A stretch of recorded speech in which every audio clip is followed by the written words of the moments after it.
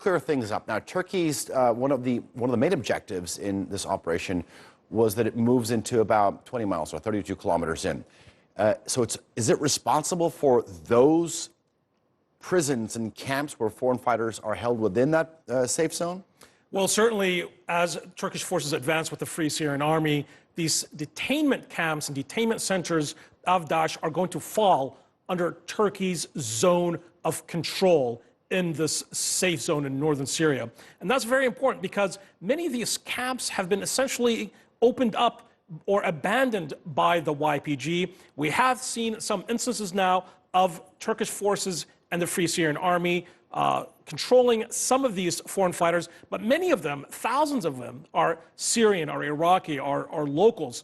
And of course, important to remember here that part of the discussion between President Trump and President Erdogan as this operation began was that now Turkey now would be responsible for the fate of some of the most dangerous Daesh recruiters that we've seen to date. One of these recruiters is Tuba Gondal, a British citizen who was held in a YPG camp that was subsequently released. We have some unconfirmed reporting that she is now in the hands of Turkish-backed forces. Now, what these recruiters did, they were also matchmakers. They would recruit Daesh, they would recruit women from Europe, from England, from Western Europe to join Daesh, to bring others with them. So now the big question is, will they be returned back to Europe? These are countries that have in some instances, stripped them of their citizenship. So a very important situation now as we see how Daesh, these prisoners, will be handled moving forward.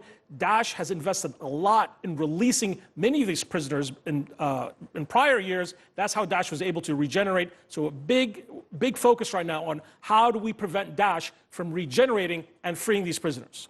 Some of these European countries, as you said, has stripped the citizenship of these dangerous fighters. Is that a way of maybe clearing their hands of them returning? That's a very good point. Look, many of this radicalization is happening in Manchester, in Trappé, in Malmo, and Hamburg, in West European capitals.